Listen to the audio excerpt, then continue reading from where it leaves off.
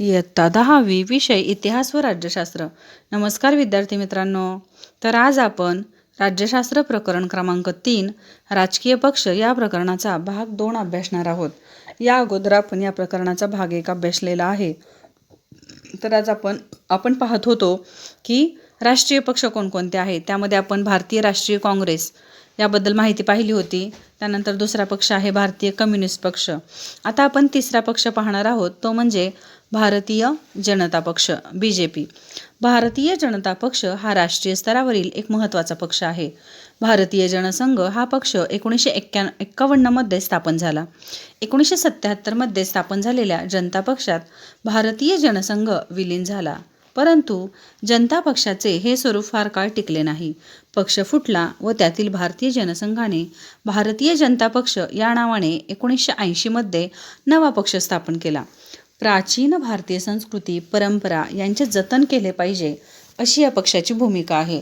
आर्थिक सुधारणांवर या पक्षाचा भर आहे. त्यानंतर आपल्याला दिलेला आहे चौथा पक्ष, चौथा राष्ट्रीय पक्ष. राष्ट्रीय पक्ष म्हणजे देशाच्या पातळीवरील कार्य करणारा पक्ष. चौथा पक्ष आहे भारतीय कम्युनिस्ट पक्ष म्हणजे मार्क्सवादी. समाजवाद, धर्मनिरपेक्षता आणि लोकशाही यांचा हा पक्ष पुरस्कार करतो. साम्राज्यवादास या पक्षाचा विरोध आहे. कामगार, शेतकरी, शेतमजूर यांच्या हितसंबंधांची जपणूक करणं हे या पक्षाचं धोरण आहे. म्हणजे कामगारांसंबंधी आता आपण या अगोदर पाहिलं होतं भारतीय कम्युनिस्ट पक्ष दुसऱ्या नंबरला, तर तो देखील मजूर, कष्टकरी वर्ग, कामगार यांच्यासाठीच कार्य करणारा होता. परंतु त्यातूनच मतभिन्नता झाली आणि एका पक्षामधून 2 पक्ष निर्माण झाले. म्हणजे भारतीय कम्युनिस्ट पक्ष याचे 2 पक्ष वेगवेगळे आहेत पहा. त्यानंतर आपण 5वा पक्ष पाहणार आहोत राजकीय पक्ष, तो म्हणजे बहुजन समाज पक्ष. बहुजन समाज पक्ष हा समाजवादी विचारसरणीचा पक्ष आहे. बहुजनांचं हित हे या पक्षाचं उद्दिष्ट असून 1984 साली या पक्षाची स्थापना झाली. दलित, आदिवासी, इतर मागासवर्गीय आणि अल्पसंख्याक यांचा समावेश बहुजन या शब्दामध्ये येतो. बहुजन समाजाला सत्ता मिळवून देणे हे या पक्षाचे उद्दिष्ट आहे. त्यानंतर आपला 6वा पक्ष आहे, तो म्हणजे राष्ट्रवादी काँग्रेस पक्ष. काँग्रेसमधून बाहेर पडून राष्ट्रवादी काँग्रेस पक्षाची स्थापना 1999 मध्ये झाली. तर आपण मगाशीच जसं कम्युनिस्ट पक्षाविषयी पाहिलं तसंच काँग्रेस पक्षाविषयी आहे की मतभेदामुळे किंवा वैचारिक भिन्नतेमुळे एका पक्षामध्ये फूट पडून त्याचे दोन राजकीय पक्ष वेगवेगळे निर्माण झालेले आहेत. तर राष्ट्रीय काँग्रेस पक्षामधून इथे आपल्याला राष्ट्रवादी काँग्रेस पक्ष स्थापन झालेला आहे 1999 साली. याची देखील उद्दिष्टे सारखीच आहेत की लोकशाही, समता, धर्मनिरपेक्षता या मूल्यांवर या राष्ट्रवादी काँग्रेस पक्षाचा विश्वास आहे. काँग्रेस पक्षाबरोबर युती करून हा पक्ष 1999 ते 2014 पर्यंत महाराष्ट्रामध्ये सत्तेवर होता. म्हणजे सलग 15 वर्ष हा पक्ष सत्तेवर होता पहा. सरकार होतं आघाडी सरकार. तसेच केंद्रामध्ये सुद्धा 2004 ते 2014 इतकं प्रदीर्घ म्हणजे दीर्घकाळ हा पक्ष काँग्रेसच्या नेतृत्वाखालील आघाडीचा एक घटक पक्ष म्हणून कार्य करत होता. तर इथे पहा आपल्याला 7वा पक्ष दिलेला आहे राजकीय पक्ष, तो म्हणजे तृणमूल काँग्रेस. काय आहे तृणमूल काँग्रेस पक्षाची वैशिष्ट्ये पहा की ऑल इंडिया तृणमूल काँग्रेस या पक्षाची स्थापना 1998 मध्ये झाली. 2016 मध्ये निवडणूक आयोगाने या पक्षाला राष्ट्रीय पक्ष म्हणून मान्यता दिली. आपण या अगोदर पाहिलेलं आहे की राष्ट्रीय पक्ष म्हणून मान्यता मिळवण्यासाठी निवडणूक आयोगाने ज्या काही अटी किंवा नियम घालून दिलेले आहेत, तरतुदी घालून दिलेल्या आहेत, त्यामध्ये तो पक्ष त्या नियमांचं पालन करणारा असावा किंवा त्या तरतुदींची पूर्तता त्या पक्षाने केलेली असावी, तरच त्या पक्षाला राष्ट्रीय पक्षाचा दर्जा मिळतो. अन्यथा प्रादेशिक आणि राज्य पातळीवर तो पक्ष कार्य करत असतो. तर हा एक राष्ट्रीय पक्ष आहे तृणमूल काँग्रेस. लोकशाही, धर्मनिरपेक्षता आणि दुर्बल घटकांचे संरक्षण हे या पक्षाचे धोरण आहे. अशा पद्धतीने आपण राष्ट्रीय पक्षांना 7 पक्ष अभ्यासले. यानंतर पहा आपल्याला दिलेलं आहे की वर्तमानपत्रातील काही बातम्या दिलेल्या आहेत. आपण नेहमी पाहतो की वर्तमानपत्रामध्ये वेगवेगळ्या राजकीय पक्षांविषयी माहिती दिलेली असते किंवा त्या पक्षाविषयी विशिष्ट बातम्या छापून आलेल्या असतात. तुम्ही अशा प्रकारच्या बातम्या वाचल्या असतील. यातून अर्थातच आपल्याला भारतीय संघराज्यातील विविध राज्यांमध्ये असणाऱ्या पक्षांबाबत माहिती समजते. हे पक्ष केवळ राज्यांपुरतेच मर्यादित का आहेत? राज्यातील काही नेते राष्ट्रीय पातळीवर दिसतात तर काही राज्यांपुरतेच प्रभावित असतात, असे का? तुम्हाला पडलेल्या अशा प्रश्नांच्या आधारे आपण भारतातल्या काही प्रादेशिक पक्षांची थोडक्यात ओळख करून घेऊ. म्हणजे इथे आपल्याला सांगितलेलं आहे की काही पक्ष राष्ट्रीय पातळीवर म्हणजेच देशाच्या पातळीवर कार्य करतात आणि काही पक्ष फक्त स्वतःच्या राज्यापुरते म्हणजे महाराष्ट्र, तामिळनाडू, आंध्र प्रदेश, गुजरात अशा पद्धतीने फक्त राज्यांपुरतेच का कार्य करतात. अशा पद्धतीने आता आपण प्रादेशिक पक्षांची माहिती घेणार आहोत. काही तर भारताच्या 4ही देशांच्या राज्यांमध्ये काही प्रातिनिधिक पक्षांचा आपण येथे विचार करणार आहोत. भारताच्या विविध प्रदेशात विविध भाषा बोलणारे आणि परंपरा, संस्कृती यांच्यातही विविधता असणारे लोक आहेत. प्रदेश आणि त्यांची स्वतंत्र भाषा असते. चित्र आपल्याला दिसते. प्रदेशांच्या भौगोलिक रूपातही विविधता आहे. महाराष्ट्रातील विविध भौगोलिक प्रदेशांचा तुम्ही अभ्यास केला आहे. महाराष्ट्र जसा मध्य प्रदेश किंवा कर्नाटक यांच्यापेक्षा वेगळा आहे, त्याचप्रमाणे महाराष्ट्रातही भौगोलिक सांस्कृतिक वेगळेपणा किंवा विविधता आपल्याला दिसून येते. एकंदरीत सांगायचे झाले तर वैविध्य प्रत्येक राज्यामध्ये वेगवेगळं आहे. पहा, आपली भाषा आणि आपला प्रदेश यांच्याविषयी आत्मीयतेची भावना निर्माण होते आणि काही काळानंतर तिच्याबाबत अस्मिता निर्माण होऊ लागली की त्यातून प्रादेशिकता निर्माण होते. पहा, प्रत्येकालाच असं वाटतं की माझा गाव श्रेष्ठ, माझं राज्य श्रेष्ठ, अशा पद्धतीची ही एक भावना असते पहा मनामध्ये. यालाच प्रादेशिक अस्मिता असे म्हणतात पहा. आणि ही अस्मिता जागी झाली की त्यातूनच प्रादेशिकता निर्माण होते.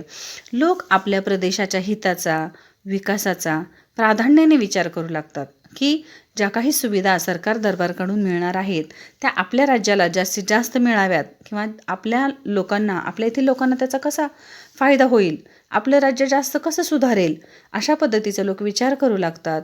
आपली भाषा, आपलं साहित्य, परंपरा, सामाजिक सुधारणांचा इतिहास, शैक्षणिक आणि सांस्कृतिक चळवळी इत्यादींबाबत त्या राज्यातील लोकांना अभिमान वाटू लागतो आणि त्यातूनच भाषिक अस्मिता प्रबळ होऊ लागते. आपल्या प्रदेशाचा विकास व्हावा, तेथील साधनसामग्री आणि रोजगाराच्या संधीवर आपला हक्क असावा, या भावनेतून प्रादेशिक अस्मिता आकारास येऊ लागते. अशा प्रकारच्या प्रादेशिक, सांस्कृतिक, भाषिक आणि त्याच्याशी संलग्न म्हणजे त्याच्याशी रिलेटेड असणाऱ्या काही अस्मिता संघटित झाल्या की त्यातून प्रादेशिकतेची भावना बळावते म्हणजे जन्म घेते. त्यातूनच काही वेळेस स्वतंत्र राजकीय पक्ष अस्तित्वात येतात, तर काही वेळेस विविध दबाव गट अस्तित्वात येतात, तर काही वेळेस चळवळी निर्माण होतात. या सर्वांचा हेतू एकच असतो, तो म्हणजे आपल्या प्रदेशाच्या हितसंबंधांचे जतन करणे. प्रत्येकालाच असं वाटत असतं की आपल्या राज्याचा, आपल्या प्रदेशाचा जास्तीत जास्त विकास व्हावा, आपली भाषा सगळ्यांना कळावी, आपल्या भाषेचा, आपल्या सांस्कृतिक ठेवाचा सगळीकडे विकास व्हावा. यातूनच काय होतं, प्रादेशिकता निर्माण होते पहा. म्हणून काही पक्ष निर्माण होतात, काही चळवळी, गट तयार होतात. त्यामध्ये आपल्याला काही प्रादेशिक पक्षांविषयी माहिती दिलेली आहे. प्रादेशिक पक्ष हा आपला पुढील नवीन मुद्दा आहे की विशिष्ट प्रदेशाच्या वेगळेपणाचा अभिमान बाळगणारे आणि त्याचा विकास व्हावा म्हणून सत्तेच्या स्पर्धेत उतरणाऱ्या राजकीय गटांना प्रादेशिक पक्ष असे म्हणतात पहा. प्रादेशिक पक्षाची आपल्याला इथे व्याख्या दिलेली आहे. त्यांचा प्रभाव त्या प्रदेशापुरता मर्यादित असतो, तरीही आपल्या प्रदेशात प्रभावी भूमिका घेऊन ते राष्ट्रीय राजकारणावर आपली छाप पाडतात. प्रादेशिक पक्ष प्रादेशिक समस्यांना प्राधान्य देतात. आता प्रादेशिक म्हणजे समजा आता गावापुरत्या किंवा राज्यापुरत्या समस्या मर्यादित असतात, परंतु ते पक्ष किंवा ती लोक तिथं प्रभावित असतात. त्या लोकांचे इतर लोक सगळे ऐकत असतात किंवा त्या राजकीय पक्षाचं इतर सामान्य जनता ऐकत असते. मात्र त्याचा परिणाम नक्कीच सरकारवर किंवा राष्ट्रीय राजकारणावर होताना आपल्याला दिसतो. आपल्या प्रदेशाचा विकास करण्यासाठी त्यांना केवळ अधिकारांऐवजी स्वायत्तता आवश्यक वाटते, स्वतंत्रता आवश्यक वाटते. संघ शासनाला सहकार्य करत आपले स्वायत्ततेचे क्षेत्र अबाधित ठेवण्याचा प्रादेशिक पक्ष प्रयत्न करत असतात. तसेच प्रादेशिक समस्या जर काही असतील किंवा प्रादेशिक पातळीवर त्या हाताळता याव्यात किंवा सत्ता ही त्या प्रदेशातील व्यक्तींच्याच हाती असावी, प्रशासनात आणि व्यवसायामध्ये त्या प्रदेशाच्या रहिवाशांना अग्रक्रम दिला जावा किंवा प्राधान्य दिले जावं, असा आग्रह प्रादेशिक पक्षांचा नेहमी असतो. पुढील नवीन आपला मुद्दा आहे की भारतातील प्रादेशिक पक्षांचे बदलते स्वरूप. तर प्रादेशिक पक्षांचे स्वरूप कशा पद्धतीने बदलत गेले? स्वातंत्र्योत्तर काळापासून भारतात प्रादेशिक पक्ष अस्तित्वात आहेत, परंतु त्यांच्या स्वरूपामध्ये भूमिकेमध्ये मात्र महत्त्वाचे बदल झाल्याचे दिसते. त्यातील पहिला बदल आहे की सुरुवातीच्या काळात प्रादेशिक अस्मितांमधून काही फुटीर चळवळी निर्माण झाल्या.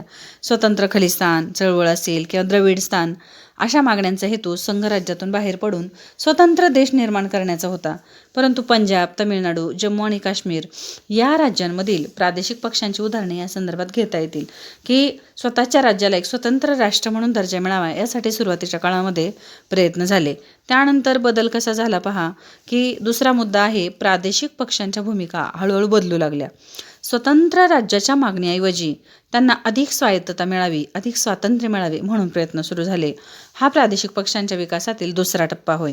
या टप्प्याची सुरुवात साधारणतः 1990 नंतर झाली की जास्तीत जास्त स्वायत्तता, जास्तीत जास्त स्वतंत्रता, जास्तीत जास्त अधिकार आपल्या राज्याला मिळावेत, अशा पद्धतीच्या मागण्या या प्रादेशिक पक्षांच्या सुरू होत्या. त्यानंतर तिसरा बदल आहे तो म्हणजे आपल्या प्रदेशाच्या विकासासाठी आपल्या प्रदेशातील रहिवाशांना राज्यात आणि केंद्रात सत्ता मिळावी, अशी भूमिका प्रादेशिक पक्ष आता घेऊ लागले. उदाहरणार्थ शिवसेना, तेलुगू देसम अशा काही पक्षांनी अशा पद्धतीच्या भूमिका घेतलेल्या आपल्याला दिसतात. त्यानंतर पहा, ईशान्य भारतातील प्रादेशिक पक्षांच्या विकासाचा एक वेगळा कल दिसतो. या प्रदेशातील राजकीय पक्षांनी फुटीरतेच्या मागण्या सोडून दिल्या आणि त्यांनी स्वायत्ततेची मागणी करायला सुरुवात केली. ईशान्य भारतातील सर्व प्रादेशिक पक्ष टप्प्याटप्प्याने मुख्य राष्ट्रीय प्रवाहात येत आहेत. आपण या अगोदरच्या तिसऱ्या प्रकरणामध्ये इतिहासाच्या हे पाहिलेलं आहे की ईशान्य भारतातील काय काय समस्या होत्या किंवा भारतापुढील अंतर्गत आव्हाने कोणती होती, हे जेव्हा आपण पाहिलं त्यामधील ईशान्य भारतातील राज्यांच्या समस्या किंवा प्रादेशिक पक्ष कशा निर्माण झाले होते आणि स्वायत्तता कशा पद्धतीने ते मागत होते, हे आपण सगळं या अगोदर पाहिलेलं आहे. त्यानंतर थोडक्यात सांगायचं झालं तर भारतातील प्रादेशिक पक्षांचा प्रवास फुटीरता, स्वायत्तता आणि मुख्य राष्ट्रीय प्रवाहात सामील होणे अशा टप्प्यांमधून झाला आहे. तसेच राष्ट्रीय राजकारणातही त्यांचा प्रभाव वाढला आहे. आघाडीचे शासन हा एक त्याचा परिणाम आहे. भारतामध्ये अनेक प्रादेशिक पक्ष आहेत. सर्वच पक्षांची माहिती इथे काही घेणं शक्य नाही. म्हणूनच आपण भारताच्या पूर्व, पश्चिम, दक्षिण आणि उत्तर अशा 4 क्षेत्रांमधील काही प्रतिनिधी स्वरूपातील पक्षांची ओळख आता इथे करून घेणार आहोत. त्यातील काही प्रमुख प्रादेशिक पक्ष आपल्याला पुढे दिलेले आहेत पहा. त्यातील पहिला पक्ष आहे शिवसेना. महाराष्ट्रातील प्रमुख राजकीय पक्ष आहे. 1966 मध्ये या पक्षाची स्थापना झाली. मराठी माणसांच्या हक्काची जपणूक, मराठी भाषेचं संवर्धन करणं, त्याचबरोबर परप्रांतीय जर महाराष्ट्रामध्ये येत असतील त्यांना विरोध करणं, हे या पक्षाचं मुख्य कार्य आहे. त्यानंतर 1995 मध्ये भारतीय जनता पक्षाशी युती करून शिवसेना हा पक्ष सर्वप्रथम महाराष्ट्रात सत्तेवर आला. 2014च्या निवडणुकीनंतर महाराष्ट्रात भाजपासोबत देखील सत्तेमध्ये शिवसेना हा पक्ष सहभागी झाला होता. त्यातील दुसरा पक्ष आहे आपल्याला दिलेला पहा, शिरोमणी अकाली दल. तर हा पंजाबमधील महत्त्वाचा प्रादेशिक पक्ष आहे. 1920 मध्ये या पक्षाची स्थापना झाली. धार्मिक आणि प्रादेशिक अस्मिता जोपासण्यासाठी यांनी प्राधान्य दिलेलं आहे. त्यानंतर पंजाबमध्ये अनेक वर्ष हा पक्ष सत्तेवर होता, शिरोमणी अकाली दल. त्यानंतर तिसरा पक्ष आहे तो म्हणजे जम्मू आणि काश्मीर नॅशनल कॉन्फरन्स. काश्मीरमधील एक प्रमुख प्रादेशिक पक्ष म्हणून या पक्षाची ओळख आहे. 1932 साली या पक्षाची स्थापना झाली. त्याचं चिन्ह इथं आपल्याला दिलेलं आहे पहा पुढे. काश्मीरी जनतेच्या हितसंबंधांचा पाठपुरावा, स्वायत्तता जोपासण्यासाठी प्रयत्नशील अशा पद्धतीचं कार्य हा पक्ष करत आहे. त्यानंतर चौथा प्रातिनिधिक स्वरूपाचा पक्ष आपल्याला दिलेला आहे प्रादेशिक पक्ष, तो म्हणजे आसाम गण परिषद. याचं वैशिष्ट्य आपल्याला दिलेलं आहे की सरकारबरोबरील वाटाघाटीतून 1985 मध्ये आसाम करार केला या पक्षाने. त्याचबरोबर 1985 साली या पक्षाची स्थापना झाली. त्यानंतर निर्वासितांचे प्रश्न सोडवणे. आता निर्वासित कोणाला म्हणायचे आपल्याला माहीत आहे, दुसऱ्या देशातून अल्पसंख्याक लोक जे आपल्या देशामध्ये येतात किंवा त्यांना निर्वासित असं म्हणतो पहा आपण. आसामचे सांस्कृतिक, भाषिक आणि सामाजिक वेगळेपण जपणे, आर्थिक विकासासाठी प्रयत्न करणे अशा पद्धतीचे कार्य हा पक्ष करत असतो. गेली अनेक वर्ष आसाममध्ये हा एक सत्ताधारी पक्ष म्हणून आहे आसाम गण परिषद. त्यानंतर 5वा पक्ष आपल्याला दिलेला आहे तो म्हणजे द्रविड मुन्नेत्र कळघम. 1920 मधल्या जस्टिस पार्टी या ब्राह्मणेतर चळवळीचे रूपांतर द्रविड मुन्नेत्र कळघम या राजकीय पक्षात झाले. 1944 मध्ये जस्टिस पार्टी द्रविड कळघम म्हणून ओळखली जाऊ लागली. 1949 मध्ये यातूनच एक गट बाहेर पडला. त्या गटाने द्रविड मुन्नेत्र कळघम पक्ष स्थापन केला. त्यातूनही बाहेर पडलेल्या एका गटाने ऑल इंडिया अण्णा द्रविड मुन्नेत्र कळघम या पक्षाची 1972 मध्ये स्थापना केली. तमिळ अस्मिता जोपासण्याचे प्रयत्न, केंद्राच्या आघाडीतही काही काळ सहभाग अशा पद्धतीचं कार्य या पक्षाने केलेलं आहे. सर्व स्तरांमधील मतदारांचा पक्षाला पाठिंबा आहे. सत्तेत दीर्घकाळ किंवा खूप काळ राहिल्याने अनेक उपाययोजना द्रविड मुन्नेत्र कळघम या पक्षाने तमिळनाडूमध्ये राबवलेल्या आहेत. भारतात प्रत्येक राज्यात अनेक प्रादेशिक पक्ष आहेत. त्यांनी त्या त्या राज्याच्या राजकारणावर प्रभाव टाकलेला आहे. अशा पद्धतीने आपण राजकीय पक्ष, भारतातील राष्ट्रीय स्तरावर काम करणारे राजकीय पक्ष, त्याचबरोबर प्रादेशिक आणि राज्य पातळीवर काम करणारे राजकीय पक्ष यांची माहिती घेतली.